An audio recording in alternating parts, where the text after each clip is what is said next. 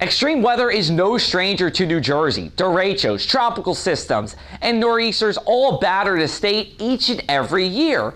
But only a select few of them get those emergency alerts sent to your cell phone when danger is imminent.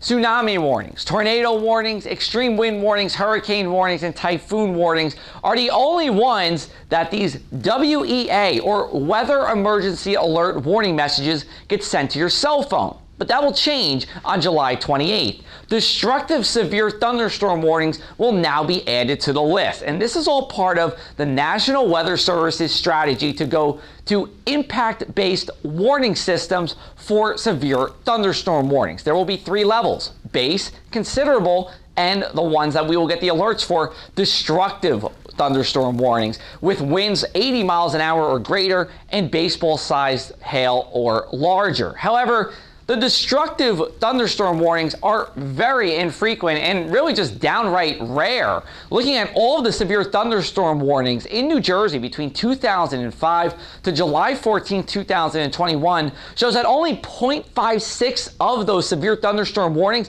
would have met the destructive criteria.